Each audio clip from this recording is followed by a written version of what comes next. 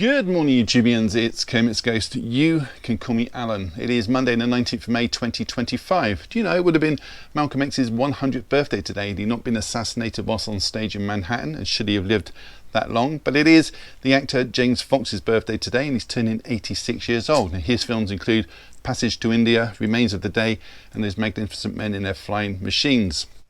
It's also Jessica Fox's birthday today. The two are not related in any way. Jessica provided the voice of the Ghost of Christmas Past in A Muppet's Christmas Carol, and she is turning 42 years old today. And talking of Christmas, it's also Eric Lloyd's birthday.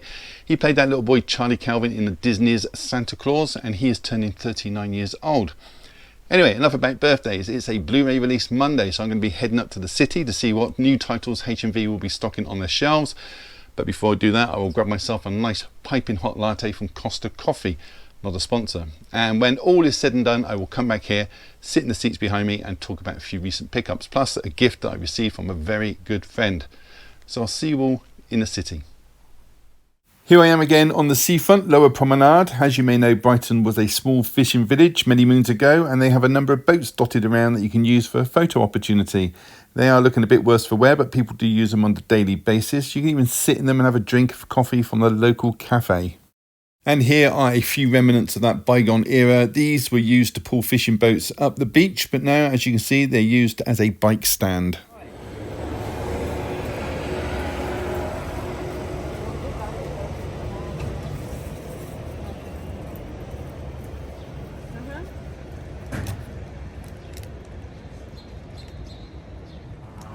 So I'm about to go into HMV, but it's very noisy. Sounds like someone's got a vuvuzela. Okay, here we go. There's a lot to get through. I'm going to start with Captain America Brave New World. There's a few releases for this one today. Story follows Captain America, aka Sam Wilson, who is now played by Anthony Mackie, as Steve Rogers is no longer with us. Joining Anthony Mackie is Danny Ramirez as Falcon, who has now replaced Sam Wilson. We also have Giancarlo Esposito as Sidewinder. He's the leader of Serpent, a special ops team. Not a character you want to mess with. Liv Tyler's reprising her role as Betty Ross, daughter of Thaddeus Ross, who's now the President of the United States of America and played by Harrison Ford following the death of the actor William Hurt. Sebastian Stan is back as Bucky Barnes. There's also Carl Lumbly as Isaiah Bradley. He's a super soldier who was held prisoner by the US government, kept a secret from Steve Rogers and the public. There's also Tim Blake Nielsen as Dr. Samuel Stearns. He's a cellular biologist who has an axe to grind with Thaddeus. The Blu-ray is priced at £14.99. The 4K Blu-ray combo, which comes with a lovely looking slipcover, is priced at £24.99. And there's also a 4K Blu-ray combo steelbook. I'm not a fan of the cover image, if I'm honest, but I'm not buying it, so who cares? And that is priced at £34.99. But wait, there is more. There's a 4-film Blu-ray set which comes in a slim case, saving you space on the shelf, and that one is priced at £29.99. And there's also a 4K Blu-ray combo set which has 4 individual 14mm cases, which is priced at £59.99. So there's plenty of choice on offer today. Next is Private Club, aka House of 1000 Pleasures, not to be confused with the Italian sex comedy of the same name from 1973. This is a French sex drama from 1974, directed by Max Picasse, and as you can see from the back cover, I've hidden some of the images, as last week my video was hit with an 18 certificate age restriction. It's about a taxi driver who picks up a woman, takes her to a private sex club, but there's sinister goings on in the club. This one is priced at £16.99. Lady of the Law next, a Shaw Brothers movie from 88 Films. This is a Hong Kong action drama from 1975 about a fight for justice. When a man is accused of rape and murder, his fate is in the hands of Miss Leng, aka Lady of the Law. Just an hour and a half this one, and it is priced at £14.99. Masters of the Universe next from 88 Films. This is the Blu-ray release. The original release date for this was June 23rd, I believe, but it's been brought forward. This is an action sci-fi fantasy adventure from 1987, starring Dolph Lundgren as He-Man and Frank Langella as Skeletor. It's a movie that's plagued with budgeting issues, which also stars Courtney Cox. This is priced at £16.99 and it carries a PG certificate. The Rapacious Jailbreaker next from Radiance Films. This is a Japanese crime film from 1974 about a man who was sent to prison for 2 decades for murder. He did it because the victim stole his stash of morphine. Then he's reincarcerated and escapes again. This one is priced at £17.99 and it carries a 15 certificate. Zebra Man next, a Japanese action comedy from 2004 about a teacher who takes on an alternate identity of Zebra Man, a superhero who happened to be a TV character from his childhood who died. Zebra Man then develops real powers and learns of an alien invasion. This one is priced at £16.99. Next is a BFI release of Akira Kurosawa's Throne of Blood. This is a Japanese epic drama from 1957, which is a retelling of Shakespeare's Macbeth, with Toshiro Mifune in the equivalent role of Macbeth and Isuzu Yamada as Lady Macbeth. This has a runtime of 1 hour 50 minutes and it comes with a plethora of extras, including a booklet. The Blu-ray is priced at £16.99 and the 4K is priced at £22.99. Till Death next, a thriller from 2021, directed by S.K. Dell and starring Megan Fox, who actually went on to work together again in Subservience last year. In this, Megan's character Emma finds herself in a bit of a jam. She's handcuffed to a dead husband's body in the middle of nowhere, and this is priced at just £9.99. It carries a 15 certificate. Yugetsu, the 4K and Blu-ray combo digipack next on the Criterion label. The standard Blu-ray for this came out March 2019, and this is a Japanese period fantasy from 1953. Directed by Kenji Mizoguchi, this is set in the 16th century and it follows two villagers, a potter and his brother-in-law, seeking fame and fortune. This carries a 12 certificate and is priced at £29.99. Them Rock next from Radiance Films. This is a limited release of the French satirical comedy from 1973 that has no discernible dialogue, more grunts and groans. It's about a single man who lives at home with his mother in a menial job, who one day rebels against modern society and basically becomes a caveman. This is a world's first Blu-ray release for this and is priced at £17.99.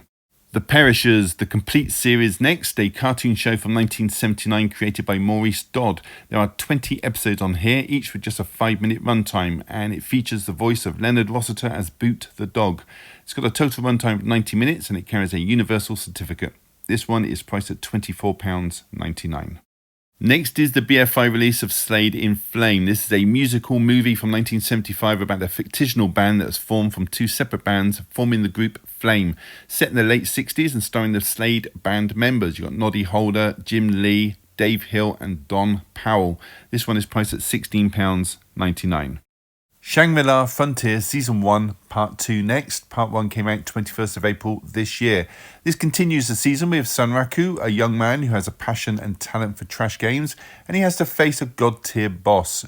This already has a Season 2 and Season 3 has just been announced. Expect to pay £34.99 for this today. The Foreigner next. This is an action thriller from 2017. I've had the Blu-ray now for 7 years, so it's taken its sweet time to get a UK release. It stars Pierce Brosnan and Jackie Chan. It's about a father seeking revenge for the death of his daughter. Not a bad movie at all, and it's priced at £12.99. Next is Shoot First, Die Later, an Italian noir drama from 1974 that's directed by Fernando De Leo. This is about a corrupt police officer who gets in way over his head when the gangs that he accepts bribes from switches from selling alcohol and cigarettes to Class A drugs. And to make things worse, his father is his boss. This one is priced at £17.99. The Railroad Man next, an Italian drama from 1956 about a train driver who witnesses the death of a man who jumps in front of his train, which leads him to drink heavily and make mistakes at work. This was written, directed and stars Pietro Germai as the train driver himself. This is priced at £17.99 and it carries a 12 certificate. Next is Heart Eyes, a romantic slasher from this year directed by Josh Rubin. It's about a serial killer who targets couples on Valentine's Day and it stars Jordana Brewster, Olivia Holt and Mason Goodin. Carries an 18 certificate and is priced at £14.99.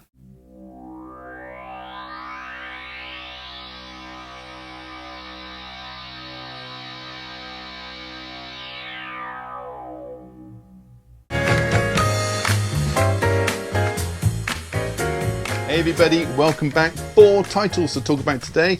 I've seen them all, so let's crack on with it. So the first film I'm going to show you was sent to me by my good friend Mr. Jamie Powell. There's going to be a link to his channel in the description below. Be sure to go and check him out. Jamie had this film sent to me directly from Amazon and there was a note attached. So what I'll do is I'll read you first the note and then I'll talk about the movie itself. So here is the note. I'll put it in the corner so you can read along. It says, "Eingeschenkt von Jamie Powell." Is that a note from or a gift from? I don't know. Alan Kermit's Ghost. Time for some alien action. Oh, there's a clue. Extended. Ooh. Hope you enjoy this visual feast of badly lit awesomeness. Lol. Love you, bud. Love you too. All the best to the family. You, my friend, are a star. That's my line from Jamie Powell. Well, thanks, mate. I will get onto the film now. So Jamie has kindly sent me Aliens vs Predator 2 Requiem, and this is a sci-fi horror from 2007 directed by the brothers Strauss. But the Blu-ray Jamie has kindly sent my way is the German extended release, and let me tell you, it's much better than the theatrical release. You probably already know the story. We have a spaceship from the end of Alien vs Predator leaving Earth for the Predator home world with a xenomorph bursting from the chest of a Predator on board. It becomes a kind of alien-Predator hybrid, which then proceeds to kill all the remaining predators on board the spacecraft, which then leads it to crash land on Earth. All the face huggers that are on board are released. They go and attack a man and a boy who are out hunting in the woods, plus some homeless people in the sewers. A distress call was sent to the predator homeland, and a lone predator responds by travelling to Earth to find out what happens. And it's then that he sees what's transpired through the face mask of a dead predator. So the hunt begins. The only thing I have issue with this movie is the scenes in the pregnancy ward. That stays rent-free in my head forever, and it's one of the most disturbing scenes for me in any movie that I've seen. Now this stars Stephen Pasquale as a recent released prisoner. You've got John Ortiz as a town sheriff, Johnny Lewis as a brother of an ex-prisoner, and you've got Rico Ellsworth as a soldier who's just returned home. And as I mentioned, this is a superior cut to the movie. It's got a runtime of 1 hour 41 minutes. If you get a chance, check it out. Let's take a look inside. So there's just a plain reflective disc. It's a double eco case. Unfortunately, there is no reverse artwork, so that logo has to stay. But what I'm going to do is put this on the inside of the English version with the disc and have a combo case. So that was Aliens vs Predator 2. And thank you very much, Jamie. You, mate, are a star. Okay, next one to show you is The Last of Sheila. This is a whodunit murder mystery in the style of Agatha Christie. It's from 1973, directed by Herbert Ross. Now, his films include The Sunshine Boys, The Goodbye Girl, which is one of my favourite movies, Footloose, Still Magnolias, and many, many more. He's an excellent director. His movie opens up with a hit and run of a wife of a famous movie producer.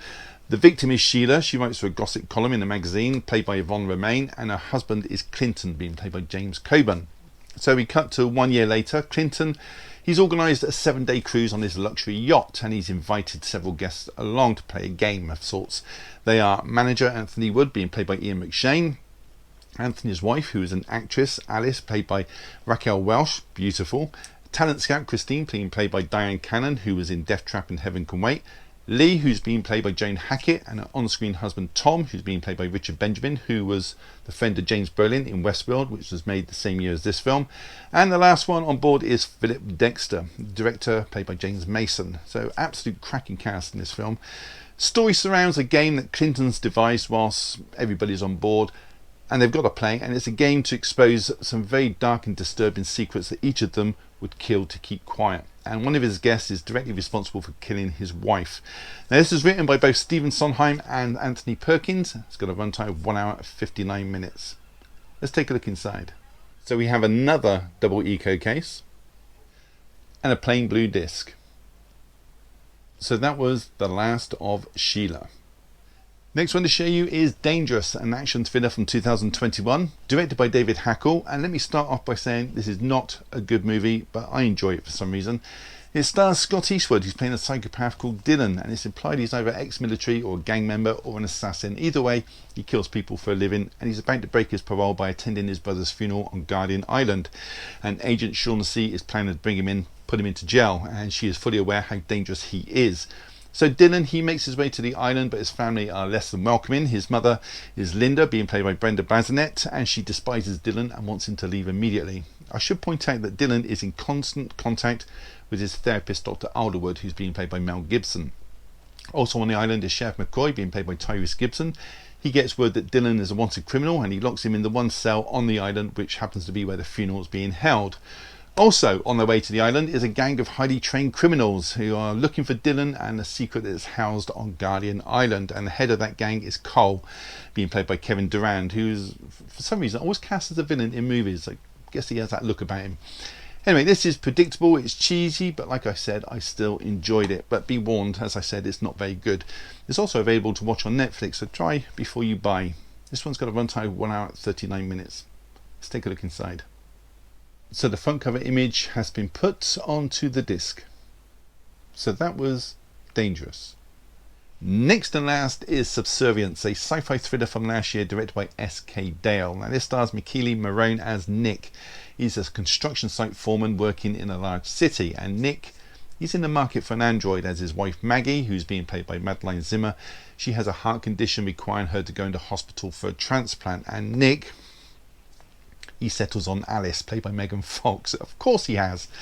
I don't think my wife would want me to have an android that looked like Megan Fox mincing around the house in her absence, and after foolishly asking her this while we were watching a film, that was confirmed.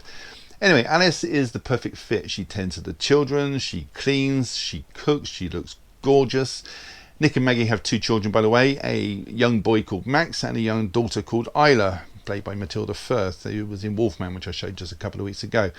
So Nick, he resets Alice so she can watch Casablanca with him without any prior knowledge to the movie, and that's when things start to change. See, Alice, she comes back online and she's made a couple of alterations to her programming. Maggie, eventually she goes in to have her surgery, and Alice becomes creepier as time passes, becoming more and more protective of Nick, even at the risk of Nick's wife and children. There's also a subplot as well involving Nick's employees being replaced by an android workforce, and Nick being kept on as the only human to run things. Now this was predictable fun, nothing more, nothing less, cheesy. I enjoyed it. It's got a runtime of 1 hour 46 minutes. Let's take a look inside. So that front cover image has been put onto the disc. So that was Subservience. So that was it. Have you seen any of those? Do you plan to pick them up or just want to leave a comment? Then do so down below. I will read every single one and try to reply if I have the time. Give the video a thumbs up, really does help the channel, and subscribe if you haven't. It's all free. Why wouldn't you?